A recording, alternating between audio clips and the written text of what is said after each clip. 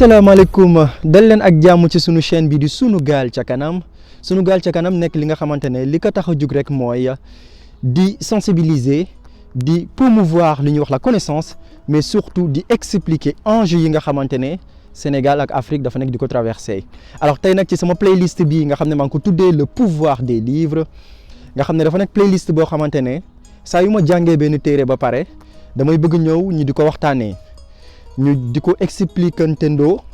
mu nekk li nga xamante ne dinañu mën a motiver pour ñuy nekk nit yi nga xamante ne dañuy nekk di jàng ay téere ndax tey nag monde bi dafa nekk ci sillage boo xamante ne réseaux sociaux yi li ñuy wax social media dafa nekk loo xam ne dafa bëri ci sunu environnement ba tax na mën na nekk li nga xamante ne daf ñuy tere di jàng ay téere wala du ñu am temps bi ñu bëgg pour di jàng ay téere tey nag ci ñaareelu téere bi ma leen andil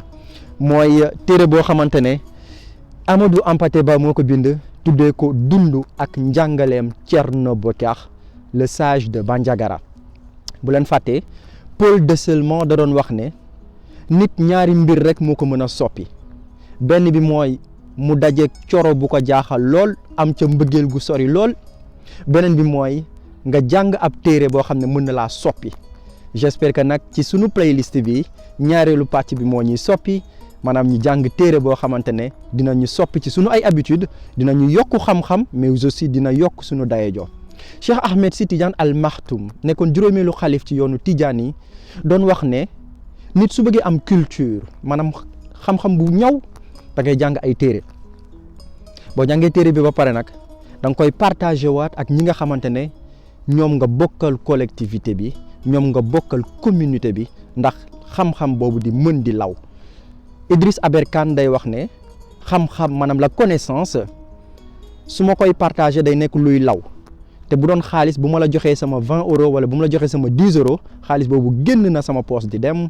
alors que xam-xam connaissance buñ ci def promotion buñ koy partagé day nekk li nga xamante ne dañ koy multiplier donc suñu playlist bii di le pouvoir des livres maanaam dayojo ak dooleeg téere loolu rek moo ko tax a jóg tey nag ma andil leen benn téere boo xam ne dama pare jàng ko te Amadou Hampâté Bâ bind ko Amadou Hampâté Bâ benn doomu ndaw Mali la historien la ethnologue la mais Amadou Hampâté Bâ dafa nekkoon ku nga xamante ne li ko taxoon a jug mooy en tout cas lenn ci li ko taxoon a jug mooy daf doon bëgg li nga xamante ne histoire Afrique la nga xam ne benn pàcc histoire Afrique dafa reposé wu ci li ñuy wax oralité mu mën ko bind retranscrire ko ci ay téere comme benn ci téere bii di vie et enseignement de Thierno Bokar le sage de Bandiagara Thierno Bokar Salif Tall mooy kan Thierno Bokar Salif Tall dafa nekkoon koo xam ne benn doomu Mali la aussi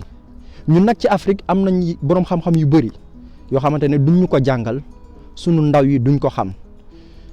ba tax na ñu bëri dañu jàpp ne sax l'homme africain n'est pas suffisamment rentré dans l'histoire mooy discours bi nga xamante ne Nicolas Sarkozy daf ko def ci 2007 te sunu histoire buñ ko jàngalul sunu ay ndaw ñun bu ñu jàngul sunu histoire dañuy nekk ñi nga xamante ne mën nañu am complexe d'infériorité face à l'histoire de l'autre alors que nag ci histoire Afrique dafa nekk histoire bu riche dafa nekk histoire bu am solo dafa nekk histoire bu am maanaa nga am ci ay boroom xam-xam yoo xamante ne ñenn ñi dañu dox lu bëri ci yoonu tasawuf muy Thierno Bokar Salif Tall mi di kenn ki di Almami Abdelkader Kane nga am ci koo xamante ne comme Thierno Souleymane Baal mooy nit yi nga xamante ne ci Afrique ak ñeneen dañu mës a dox lu bëri ci histoire nga am ci ñeneen ñoo xamante ne dañu mës a jàmmarloo ak tubaab bi pour que suñu histoire ak suñu indépendance ñu mën ko di ko sauvegarder Thierno Bokar Salif Tall mooy kan Thierno Bokar Salif Tall dafa nekkoon koo xam ne ci doomu Mali la juddoo nekk koo xamante ne surtout El Hadj Omar Foutiyou Tall la Thierno Bokar Salif Tall Bokar Tall mooy waajuram bu góor Bokar Tall nag magu El Hadj Omar Foutiyou Tall la Thierno Bokar Tall nekkoon surtout aussi ki ñuy wax Thierno Seydou Anne Thierno Seydou Anne bi El Hadj Omar Foutiyou Tall jugee ci Makka daal di jaar ci Sokoto ci nord-ouest Nigéria la nekk fa la xamante ak Thierno Seydou Anne moo jur Aïssata Seydou Anne. Aïssata Seydou Anne moo sëy ak Bokar Tall wala plutôt Salif Tall nga xam ne moo nekkoon doomu Bokar Tall ci ñoom ñaar la Thierno Bocar Salif Tall daal di meññee donc Thierno Bocar Salif Tall nekk koo xamante ne dafa xam-xamam dafa ñawoon trop Thierno Bocar Salif Tall dundam nekk dund bu am solo te ñu bëri xamuñu ko mu nekkoon koo xam ne dañ ko doon woowee le sage de Bandiagara Thierno Bocar Salif Tall dundam dafa basculé wu ci ni mu basculé woo nag nekk loo xam ne lu yéeme la Thierno Bocar Salif Tall mi ngi judd ci 1875 daal di génn àdduna le 19 février 1940 Thierno Bocar Salif Tall bi mu juddoo yaayam nekk Aïssata Anne nekkoon koo xam ne dafa jàngoon alxuraan lu bëri yaayam nekkoon ku sell yaayam dafa selloon sell boo xamante ne bu aw fas wala aw mbaam mësoon a feebar dañuy woowi yaayam Aïssata Tall pour mu ñëw jéggi ko ndax fas wa jug ndax sellaay gi mu selloon parce que dañ doon wax ci ñun ci sunu tradition africaine ci sunu ay coutume que ni des fois jigéen bu sell bu jéggee fas bu feebar fas ba day jug yaayam noonu la sellee woon papaam nag donc nekkoon Salif Tall nekkoon sëtu El Hadj Omar Foutiyou Tall donc moom sëtaatu El Hadj Omar Foutiyou Tall donc bokk ci famille El Hadj Omar Foutiyou Tall donc El Hadj Omar Foutiyou Tall dafa ñëw ci Ségou en 1862 bi mu ñëwee ci Ségou El Hadj Omar Foutiyou Tall ñëpp xam nañ ne dafa nekk ki nga xamante ne dafa bokk ci li islamisé li étendre li ñuy wax les tentacules de l'islam ci Afrique sowu-jant El Hadj Omar Foutiyou Tall dafa nekkoon ki nga xamante ne daf cee dox jéego yu am solo Thierno Bocar Salif Tall nag nekkoon nit bu nga xamante ne dafa doon dox aussi si yoonu Tidiane ndax ñoom ci famille El Hadj Omar Foutiyou Tall ay Tidiane lañ dañoo nekk ñi nga xamante ne dañoo jël yoonu Tidiane bi nga xamante ne Cheikh Ahmed Tidiane yi te mu juddoo ci Ain Mahdi ci Algérie daal di te ñu denc ko ci Fès te ma am chance ci daaw daal di fay dem ci Fès ñoom ci yoonu Tidiane boobu nga xam ne Cheikh Ahmed Tidiane yi moo ko promouvoir ñoom ci loolu lañ doon dox njàngaleem Thierno Bocar Tall nag nekk koo xamante ne dafa nekkoon ku tolérant Thierno Bocar Salif Tall dafa nekkoon koo xamante ne daf doon wax ne religion yi ñu am maanaam ngëm-ngëm yëpp benn kese la ñoom ñëpp ci yàlla lañ ñu bëgg a jëmale forme de manifestation yi rek ak forme de révélation yi contexte yi ñu leen révélé loolu rek moom mooy changé donc mu nekkoon koo xam ne day wax ne maa ngi gént bés boo xamante ne religion yëpp muy religion musulmane di religion catholique di religion judaïsme ak même ñi nga xamante ne gëmuñu yàlla maa ngi gént bés boo xamante ne ñoom ñëpp wala ñun ñëpp dañuy reposer wu ci benn voûte boo xamante ne amour charité ak fraternité rek moo koy lal mu nekkoon koo xam ne dafa tolérant woon tolérance am dafa jéggi woon dayoo mu nekkoon koo xamante ne dafay nekk di promouvoir li ñuy wax esprit critique loo xamante ne daf ñu manqué tey ci sunu contexte sénégalais ak sunu contexte africain Thierno Bocar Salif Tall da doon wax ne nit dafa war di am esprit de discernement nit da nga war di xalaat di nekk koo xamante ne luñ la wax rek nga gëm ko waroo mel noonu waroo nekk koo xamante ne saa yoo daanoo dañ laa yëkkati te saa yuñ la yëkkatee nga daanuwaat waroo nekk nit bi nga xamante ne li mu doon tuddee une masse crédule waroo nekk nit bu nga xamante ne aussi tu es aveuglé par les luttes de clocher maanaam lutte yoo xamante ne amul benn sens lutte yoo xamante jëmalewu la ci yàlla jëmalewu la aussi si sa àllaaxira donc mu nekkoon koo xamante ne da doon promouvoir esprit de discernement ci biir téere bi Amadou Hampâté Bâ mi ngi ciy nettali ne Thierno Bocar Salif Tall benn jour dafay nettali benn histoire boo xamante ne dafa dal yonent bi ak benn xaritam bu tudd Muaz bun Jabal yonent bi dafa bëggoon a yónni Muaz bun Jabal ci Yémen pour mu jàngale alxuraan mais yonent bi daal dina ko Muaz bun Jabal boo demee ci Yémen di jàngale alxuraan et que problème de justice posé wu ci yow nan nga koy régler nan nga koy solutionner Muaz bun Jabal ne ko yonent bi kon de sallallahu alayhi wa sallam kon dinaa reposé wu ci alxuraan mu ne ko mais Muaz bun Jabal bu dee li nga war a régler amul ci alxuraan foo koy nooy def ba régler ko mu ne ko kon dinaa sukkandiku ci sunna mu ne ko Muaz bun Jabal bu amul ci sunna mu ne ko kon dinaa sukkandiku ci ijtihad li ñuy wax ci alxuraan ci ijtihad mu ne ko bu amul ci ijtihaad mu ne ko astafurlah su amul ci ijma mooy li nga xamante ne les us et coutumes ñi doon ànd ak yonent bi sallallahu alayhi wa sallam mu ne ko kon dinaa def li ñuy wax ijtihaad nag mooy effort de réflexion personnelle ijtihaad maanaam nga xalaatal sa bopp mu ne ko Muaz bun Jabal demal ci Yémen jàngale alxuraan tant que l'islam dina am nit yoo xamante ne dinañ def li ñuy wax ijtihaad maanaam effort de réflexion personnelle di xalaatal seen bopp ak ci seen ay connaissance maanaam ci seen xarala ci seen ñaw esprit l'islam dina nekk li nga xamante ne dina law ba faw donc ngeen gis ne Thierno Bokar dafa nekkoon koo xam ne da doon promouvoir li ñuy wax esprit critique Thierno Bokar tolérance am dafa tolloon foo xam ne même ñi nga xamante ne ci diine chrétienne la ñu soqee ko daf doon aimer tout le temps di rappeler surat boobu nga xamante ne dafa am ci alxuraan nga xam ne mooy surat 2 verset ñaareelu surat ci alxuraan verset 253 nga xam ne yàlla mi ngi ciy wax ne nous avons élevé Jésus fils de Marie et nous l'avons conforté par le don des miracles donc mu nekk koo xam ne danaa ne bouscule pas l'adepte de Jésus ndax ci alxuraan yàlla mi ngi ci wax li ma mujjee wax nii donc Thierno Bokar Salif Tall nag nekkoon koo xam ne dafa tolérant woon nekkoon koo xamante ne njàngaleem dafa sori woon à telle enseigne que ni ci France ci époque am dañu yónnee woon kenn ko tudd Marcel Carder ndax Thierno Bokar Salif Tall nag dafa judd ci époque boo xam ne en 1905 ak 1906 si Nioro du Sahel ci Mali benn problème bu rëy dafa éclaté woon mooy problème boo xamante ne da doon opposé wu ñi nga xamante ne dañu bëggoon ñuy jàng jawaratul kamal fukki yoon ak benn am ñoo xamante ne dañu bëggoon ñuy jàng jawaratul kamal fukki yoon ak ñaar problème bi dafa rëyoon à telle enseigne que ci 1917 donc France dafa envoyé ay officiers français des affaires musulmanes pour ñu ñëw régler coow loolu li ko waraloon lenn kese la mooy que ni dafa amoon ñoo xamante ne dañu jàppoon ne ci yoonu Tidiane parce que yoonu Tidiane nag dafa reposer wu ci ñetti piliers ndax rappelé naa tout à l'heure que ni Thierno Bokar dafa nekkoon koo xam ne seen famille El Hadj Omar ay Tidiane lañ yoonu Tidiane dafay reposer wu ci ñaar ba ñetti piliers maanaam boo jëlee wird da ngay def li ñuy wax lanzim da ngay def tamit li ñuy wax wazifa dafay am aussi si yoonu Tidiane li ñuy wax taxlil lanzim si la ñuy jàng wala si la ñuy tari astafurlah salatul fatiha ak yeneen yu ni mel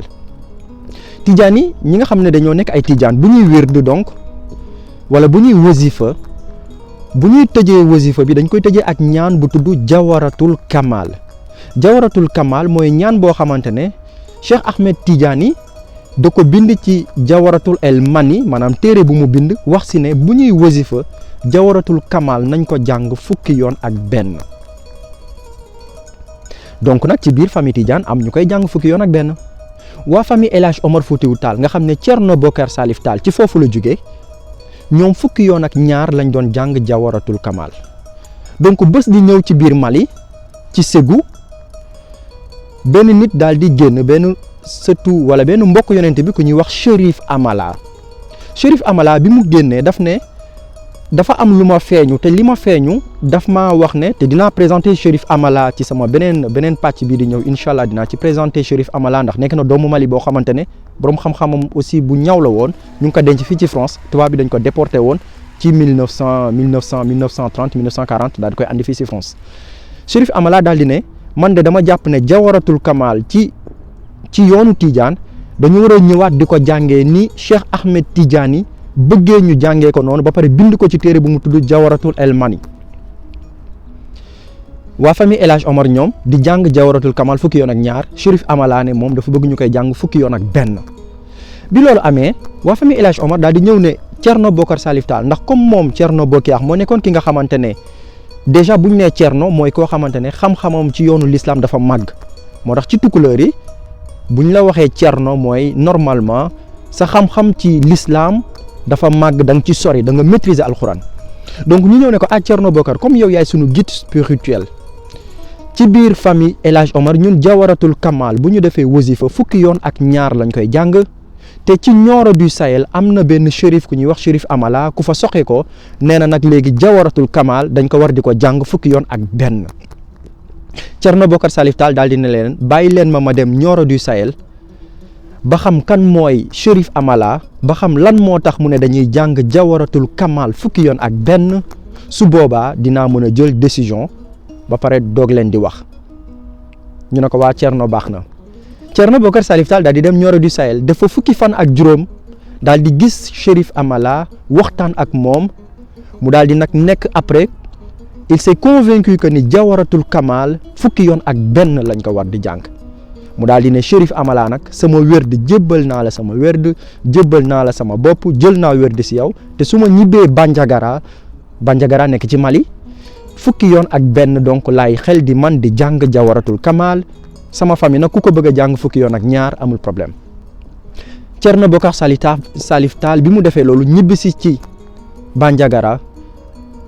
mbokkam yi daal di na ko kon Thierno lan nga jëlee Nioro du Sahel mu ne leen ka ma gis de wër na ma ni xam-xamam ñaw na lool ci yoon wi te gëm naa ni Jawharatul Kamal bu ñu wasifa te ba pare fukki yoon ak benn lañ ko war a jàng pour se conformer aux enseignements de Cheikh Ahmed Tidiane ci téere boobu mu bindoon ko tudd Jawharatul El Mani. waa famille El Hadj Omar yi nag daal di ko ciy mere daal di ko ciy bundu xatal daal di koy def lu ñuy wax benn daal di koy en tout cas daal di koy génne ci yoonu Bandiagara daal di koy kenn bëggatul wax ak moom kenn bëggatul dem këram ndax juste Thierno Bocar nekkoon na koo xamante ne dafa bëggoon ñuy jàng Jawharatul Kamal fukki yoon ak benn waaye moom de nee woon na ku ko bëgg a jàng fukki yoon ak ñaar amu ci problème. dunduk Thierno Bocar ci 1940 noonu la génnee àdduna nga xam ne ñëpp dañ kaa bàyyi ci famem ci propre waa famem ñi nga xamante ne ñu ngi soqeeku woon ay cousin wam ci Bandiagara di Mokhtar Agibou Tall nga xam ne moo nekkoon chef de canton de Bandiagara daal di jiite loolu nag dem ci tubaab bi daal di ne leen kii nii de dafa nekk ki nga xamante ne dafay xeex tubaab bi parce que ñoom ci affaire bu ndaw boobu rek. affaire jàng Jawharatul Kamal fukki yoon ak benn ak fukki yoon ak ñaar dañ cee jël Thierno Bocar daal di koy sosal daal di jël Thierno Bocar donc ñu ko tudd ba lu mu doon lekk ak famem sax da ci doon am problème donc dunduk Thierno Bocar ci 19 février 1940 la génn àdduna noonu la génne àdduna mu génn àdduna ci conditions yu méttee métti donc mu nekkoon koo xam ne nag da doon dox lu bëri ci yoonu tasawuf maanaam ci yoonu Tidiane bi da ci doon dox lu bëri nekkoon koo xam ne ci confrérie Tidiane Soufi da ci doon dox lu bëri nekkoon koo xam ne ku tolérant la woon nekkoon koo xamante ne njàngaleem yëpp da doon reposé wu ci li mu doon woowee amour maanaam bëggante bu dëgër lu mu doon woowee bonté charité maanaam bonté bu sori maanaam bëggante aussi baax laabiir ak fraternité donc koo gis nga def ko comme sa morom koo gis nga def ko comme sa mbokk Thierno Bocar noonu la am njàngaleem noonu la am dundam rek doon reposé wu xam naa ni bés dina ñëw incha allah dinaa dem ci Bandiagara bés dina ñëw dinaa leen won Bandiagara dinaa fa dem incha allah bëgg na ko te bés dina ñëw ma def ci reportage pour gën koo xamale parce que nekk na koo xamante ne li Iba Der Thiam doon wax nit ñi nga xamante ne ci suñu histoire dañ ko forger ñooñu dañ leen war di wone pour que suñu ay ndaw di gën a fier ci suñu Afrique di gën a fier ci suñu histoire ndax ñun nag suñu histoire jéggaane wuñ ko boo seetee ba ci biir continent africain amoon na nit yu nga xamante ne ci amour comme Thierno Bocar rek lañ doon dund ci charité rek lañ doon dund ci fraternité rek lañ doon dund donc maa ngi leen di digtal téere bi nga xam ne mu nekk téere bu am solo nga xam ne Amadou Hampâté Bâ da ko bind tuddee ko dund ak njàngaleem Thierno Bocar ci première partie bi di ngeen ci am dunduk Thierno Bocar ci li ma ci expliqué ci ñaareelu pàcc bi di ngeen ci am li mu doon jàngale ci ñetteelu pàcc bi nag am na lu am solo loo xamante ne da ko doon expliqué muy yoonu suufi le soufisme donc da ci ñëwaat xam lan mooy suufi lan mooy tasawuf nga xam ne lu ama am solo la te Amadou Hampâté Bâ ñëw na ci biir téere bi xam naa ne semaine yi di ñëw dina leen présenter kooku di Cherif Amala nag nga xam ne ñu bëri aussi xamuñu ko te Cherif Amala ci biir Mali doomam tey moo yor tarixaam boobu ci Mali mu nekk nit yu nga xamante ne ñu am solo yu ñu war di wone pour que sunu jeunesse di gën a fier encore ci sunu Afrique di gën a fier ci sunu gaal xam naa ne bu ma leen ci présenter nag Cherif Amala dinaa ci organiser tirage au sort donc rajouter leen ma ci Instagram dinaa ci def les modalités bis bu ma ci paree ci Cherif Amala dinaa def tirage au sort boobu ci biir Instagram et donc dinaa maye téere bi nga xam ne Amadou Hampâté Bâ moo ko bind tuddee ko vie et enseignement de Thierno Bokar le sage de Bandiagara nga xam ne au début du XXe siècle au cœur de l'Afrique au Mali la lumière de Dieu a brillé sur un homme muy Thierno Bokar doomu Salif Tall doomu Aïssata Seydou Anne di sëtu El Hadj Omar Foutiyou Tall di sëtu aussi El Hadj Seydou Anne jóge ci Sokoto nga xam ne Ousmane Dan Fodio moo ko fondé woon donc di leen jox dig daje su dee kàddu yi neex na leen maa ngi leen di wax ngeen abonné wu ci chaîne bi ngeen like ko ngeen partagé ko histoire bi aussi bu dee am na jum naa ci kàddu yi et que am na ñoo xam ne gën nañ ma ko xam n'hésitez pas ci commentaire yi ngeen wax ma ci loo leen ci xalaat dinaa ñëw ñu daal di ciy waxtaan ñu daal di ciy def benn débat contradictoire s'il le faut ndax ci débat contradictoire rek la ñuy gën a gisee les meilleures idées di leen jox dig daje ba samedi bi di ñëw ci sama beneen contenu ci sunu chaîne bi di Sunugal ca kanam d'ici là prenez bien soin de vous d'ici là je vous souhaite aussi une très bonne année mes meilleurs vœux que 2021 dàq 2020 asalaamaaleykum wa rahmatullah taala wa barakaatu di leen jox dig daje ba beneen yoon incha allah jërë ngeen jëf